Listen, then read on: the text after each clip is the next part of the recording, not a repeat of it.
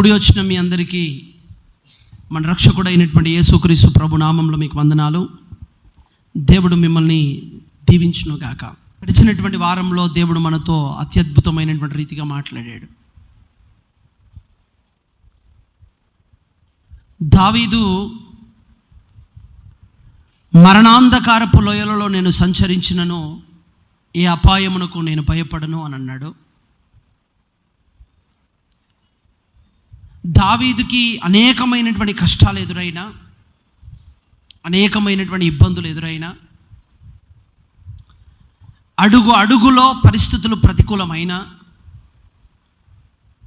ప్రతి అడుగులో దావీదు వెంటే మరణం నడిచిన, దావీదు అంటాడు, నేను ఏ అపాయానికి నేను భయపడను. నేను గాఢాంధకారపు లోయలలో సంచరించిన ఏ అపాయానికి నేను భయపడను అని దావీదు దేవుని యందు విశ్వాసము నుంచి పలికాడు. ఈరోజు ఈ మధ్యాహ్నకాల సమయంలో ప్రభు మనతో మాట్లాడుతున్నాడు.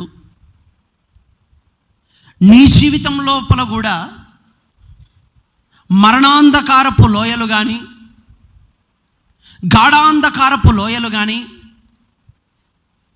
చీకటి సామ్రాజ్యపు దినాలు కానీ నీ జీవితంలో ఉన్నప్పుడు నువ్వు నిజంగా దేవుని యందు ఈ మాట చెప్పగలవా? నీ పరిస్థితులు ప్రతికూలంగా ఉన్నప్పుడు నువ్వు ధైర్యంగా నేను ఏ అపాయానికి భయపడను అని విశ్వాసంతో చెప్పగలవా నువ్వు? దావీదు అంటాడు, గాఢాంధకారపు లోయలలో నేను సంచరించిన ఏ అపాయానికి నేను భయపడను అంటాడు. అపాయాలు రావు అని అనడు. జాగ్రత్తగా వినాలే. అపాయము నా యొద్దకు రాదు అని అనట్లేదు, అపాయానికి నేను భయపడను అంటున్నాడు. మనం చేసేటువంటి ప్రార్థనలు ఎట్లా ఉంటాయంటే, అసలు అపాయమే రావద్దు అని మనం ప్రార్థన చేస్తాం. శ్రమ నన్ను అంటొద్దు అని ప్రార్థన చేస్తాం. శ్రమ నా దగ్గరికి రాకూడదని ప్రార్థన చేస్తాం. శ్రమలో నుంచి నన్ను తప్పించు అని ప్రార్థన చేస్తాం. అసలు శ్రమే నా దగ్గరికి రాకుండా ఉండాలని ప్రార్థన చేస్తాం. దావీదు ఏం ప్రార్థన చేస్తాడో తెలుసా?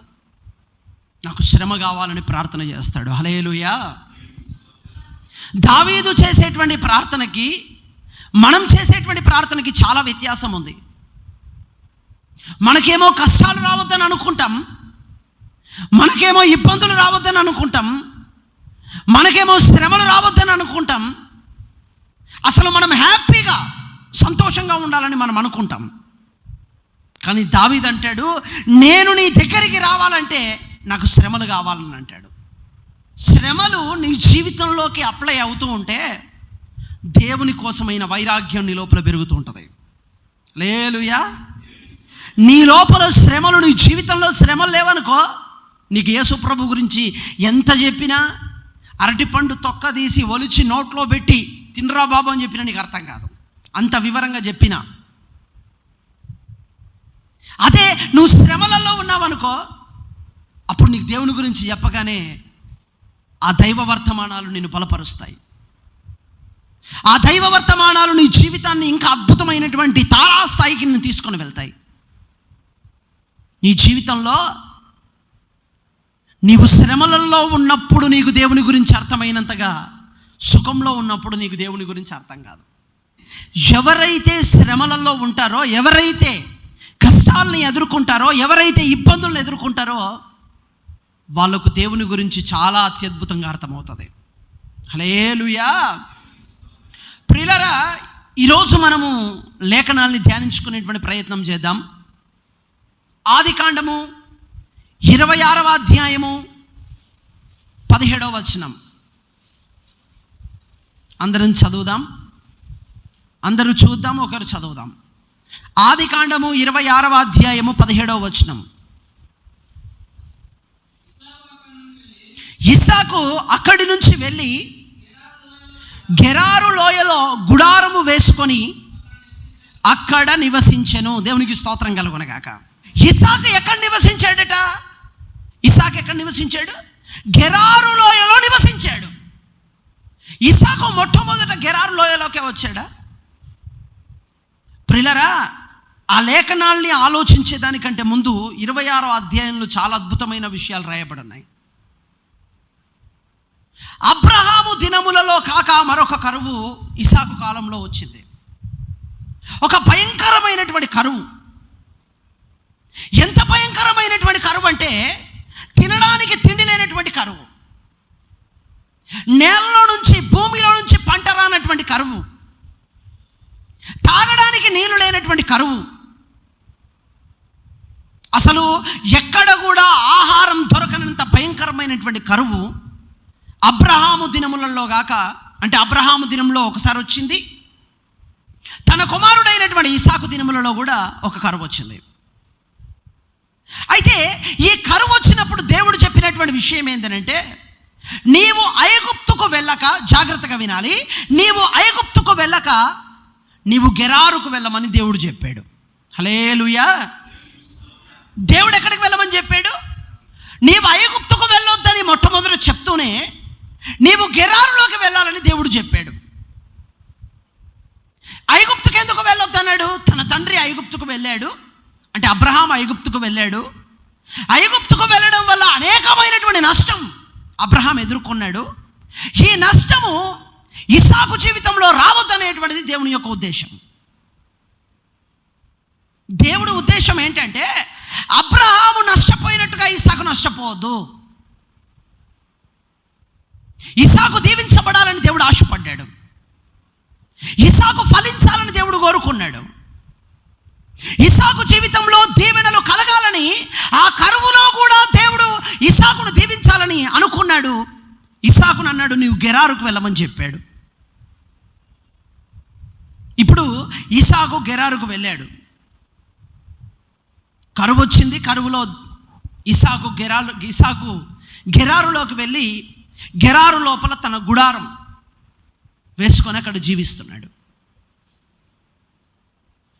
అద్భుతం ఏంటంటే ఇసాకు వెళ్ళినటువంటి ఆ చోటుని దేవుడు దీవించాడు. హల్లెలూయా. కరువు ఉన్నటువంటి స్థలంలోకి దేవుడు నడిపించి, ఈ భయంకరమైనటువంటి కరువులో దేవుడు ఇసాకును తీసుకొని వెళ్ళి ఆ కరువులో ఇసాకును దేవుడు దీవించడం ప్రారంభించాడు. ఎట్లా దీవించాడంటే, ఇసాకట ఆ కరువులో విత్తనం వేయగా 100 ఫలాల్ని పొందుకునేటంతగా దేవుడు దీవించాడు. దేవునికి స్తోత్రం కలుగును గాక.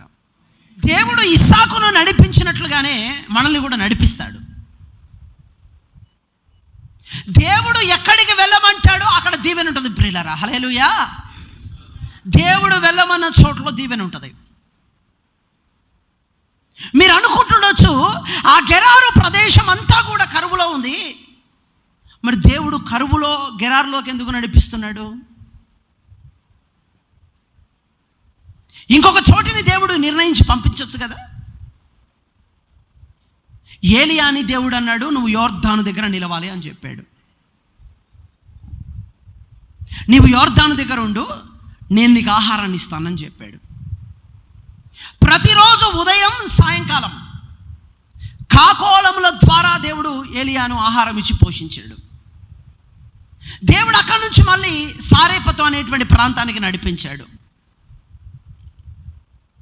ఈ మధ్యాహ్న కాల సమయంలో ప్రభు మనతో ఏం మాట్లాడుతున్నాడంటే, దేవుడు ఎక్కడికి నిన్ను నడిపిస్తాడో అక్కడ దేవుని దీవెన కలిగి ఉంటుంది. హల్లెలూయా.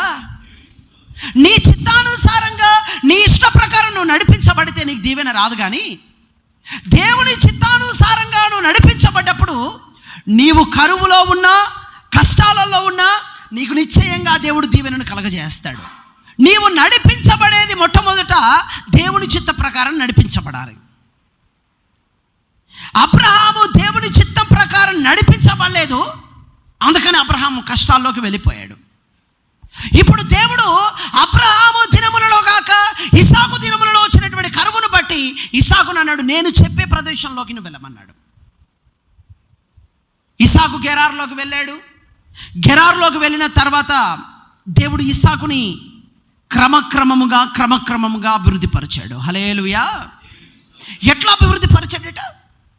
క్రమక్రమముగా అభివృద్ధిపరిచాడు. నీవు ఎంత భయంకరమైనటువంటి ప్రతికూలమైన పరిస్థితులలో ఉన్నా దేవుని మాటకు నువ్వు లోబడితే కరువులో నుంచి కూడా బంగారాన్ని పండించగలిగినటువంటి దేవుడు మన దేవుడు. హల్లెలూయా. లేని చోట కూడా సంపదను సృష్టించగలిగినటువంటి దేవుడు మన దేవుడు. ఆయన అంటాడు, నేను భూమికి ఆజ్ఞ ఇచ్చువాడను నేనే అంటాడు. భూమికి ఎవరు ఆజ్ఞ ఇస్తారంటే నేనే ఇస్తాను. దేవుడు ఆజ్ఞిస్తే భూమిలో నీళ్లు లేకున్నా సరే ఆ పంట ఖచ్చితంగా దేవుడు బయటకు తీసుకురాగలుగుతాడు ఆయన. ఇస్సాకు పరిస్థితి అదే. భూమిలో పంట వేశాడు, నూరంతల ఫలం వచ్చింది, అభివృద్ధి పొందుతున్నాడు. అభివృద్ధి ఎట్లా పొందాడు అని అంటే ఫిలిస్తీయులు అసూయపడేటంతగా పొందాడు. హల్లెలూయా. ఆ దేశంలో ఉన్న, ఆ గెరారులో ఉన్న ఫిలిస్తీయులు అసూయపడుతున్నారు. ఏమన్నా తెలుసా? ఇస్సాకు నెమ్మదిగా దీవించబడుతున్నాడు, ఇస్సాకు నెమ్మదిగా ఆశీర్వదించబడుతున్నాడు, ఇస్సాకు నెమ్మదిగా గొప్పవాడైపోతున్నాడు. దాసులు పెరిగిపోతున్నారు, పొలాలు పెరిగిపోతున్నాయి, జాగలు పెరిగిపోతున్నాయి, సంపదలు పెరిగిపోతున్నాయి, గొర్రెలు అన్ని పెరిగిపోతున్నాయి. ఈ దేశంలో ఉన్నోడేమో దినదినము లోపలికి అయిపోతూ ఉంటే దేవుని మాట విన్నటువంటి ఇస్సాకుని నెమ్మదిగా దేవుడు ఆశీర్వదించడం మొదలుపెట్టాడు. ఆ దేశంలో ఉన్న వాళ్ళకి ఇస్సాకును చూసినప్పుడు అసూయ పుట్టిందట. అసూయ పుట్టి, వీడు మా గెరారులో ఉంటే మా సంపదనంతా తిని వీడు బ్రతికేస్తున్నాడు, వీడు గొప్పవాడైపోతున్నాడు, దినదినము వీడు వర్ధిల్లుతున్నాడు, వీడిని మన దేశంలో నుంచి బయటకు పంపించాలని అందరూ ప్లాన్ వేసుకున్నారు. హల్లెలూయా. నీవు దీవించబడుతున్నప్పుడు కూడా నీ చుట్టుపక్కల ఉన్న వారందరూ నీకు వ్యతిరేకమై నిన్ను కూలద్రోయాలని, పడద్రోయాలని, నిన్ను పడిపోతుంటే చూసి సంతోషించాలని చాలామంది అనుకుంటారు. ఇస్సాకు దగ్గరికి వచ్చి అన్నారు, నువ్వు మా దేశాన్ని విడిచిపెట్టిపో అన్నారు.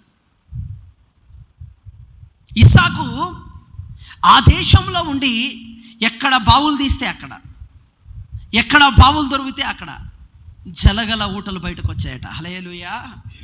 ఈ బావులన్నింటినీ ఫిలిస్తీయులు పూడి చేస్తూ ఉంటే ఇస్సాకుకు బాధ అవుతుంది. చాలా కష్టం కదా బావులు తవ్వడం అంటే.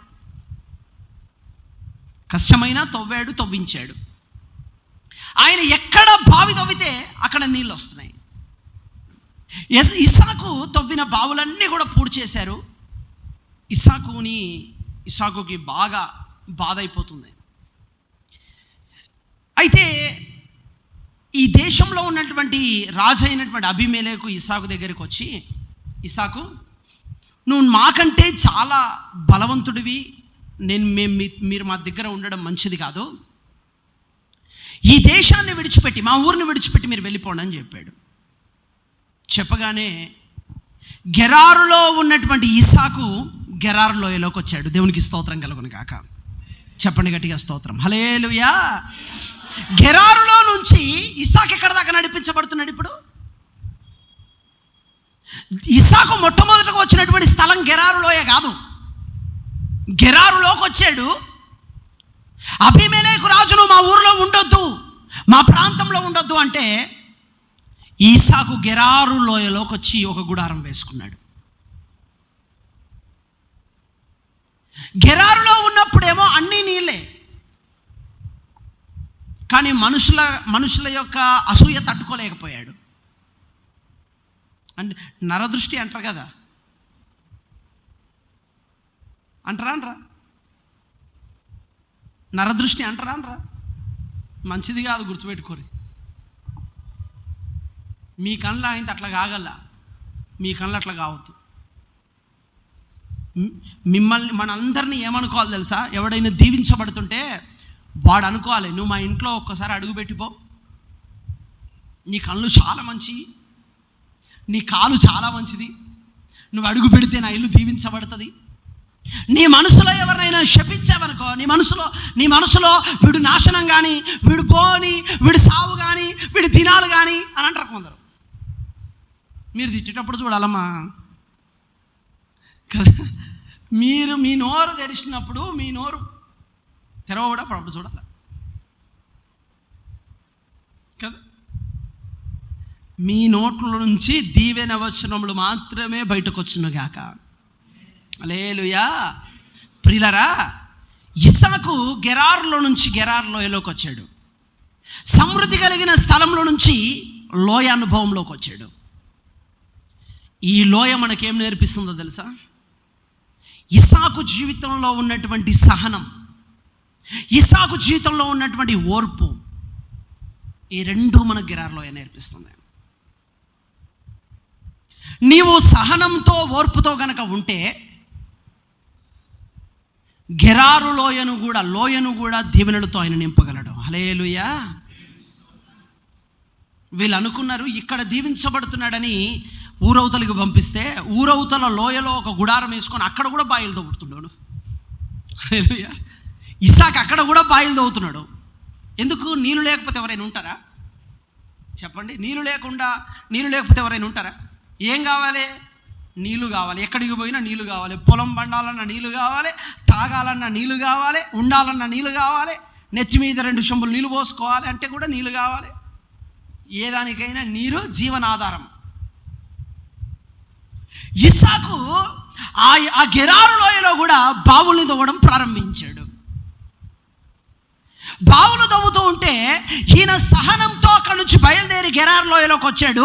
గెరారు లోయలో కూడా బావులు తవ్వుతూ ఉంటే అక్కడ కూడా జలగల ఊటలు. ఇస్సాకుకు ఎంత స్ట్రగుల్స్ అంటే ఆ లోయలలో కూడా శత్రువు. మళ్ళా గొర్రెల కాపర్లు వచ్చి నువ్వు బాయిలు తవ్వుతావా అని చెప్పి బాయిలు కొడిపేయాలి. ఇస్సాకుని చాలా ఇబ్బందులు పెట్టారు. కానీ దేవుడు ఎంత గొప్ప దేవుడు అంటే, ఇస్సాకు దేవుని మీద ఆనుకున్నాడు కాబట్టి, దేవుని చిత్త ప్రకారం నడిచాడు కాబట్టి గెరారు లోయను కూడా దీవెనకరమైనటువంటి లోయగా దేవుడు మార్చాడు. హల్లెలూయా.